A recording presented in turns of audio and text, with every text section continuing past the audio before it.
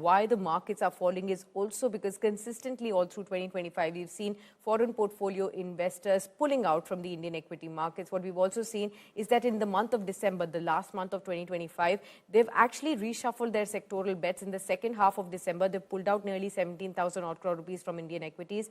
FMCG, financial services, auto stocks have actually seen some of the sharpest sell-off from the foreign portfolio investors, the foreign investors at large, whereas they've actually put in money in IT, in consumer services, in metals. They have attracted some flows, and that somehow signals a shift in the global investor sentiment. So let's try and understand this for better retail investors as well. Sharmila, one we have been seeing all across the board in 2025, there were two clear trends. One was that from the secondary market, the FPIs were pulling out money. In the primary market, they were trying to scout for more opportunities. Two, now we are getting to understand in December, they've tried to make this shift away from, the sectors like autos, for instance, that had started to move up in September, from FMCG, financial services that had largely performed well in 2025. But IT, which had been a big underperformer, is where they've now put in money. Metals, which has started to move again, they've started to put in more money now. How do you understand this shift from an average retail investor's perspective?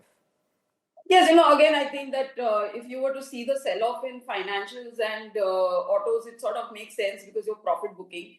As you said, financials was the best performing sector for the last year. So if you made any money, it is the money that you made if you were invested in stocks in that play.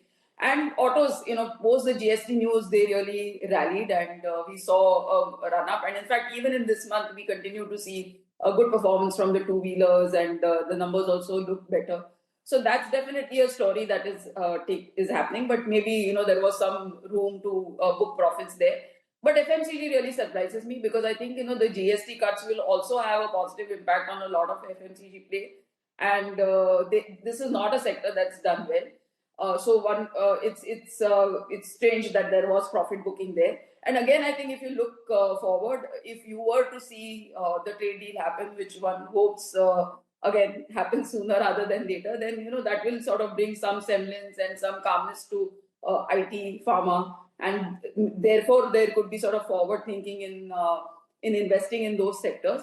That could be metals again is a globally well-performing sector. Yes. We are seeing what's happening across because this is one sector that is tied completely to what is happening on the global stage more than what domestic companies are, what is happening here. Because here I think things are pretty much okay. So it's because what the takeoff that we are seeing in metals globally that we've seen buying coming into a lot of the metal stocks, and I think that's likely to continue while you have that kind of upbeat environment overseas.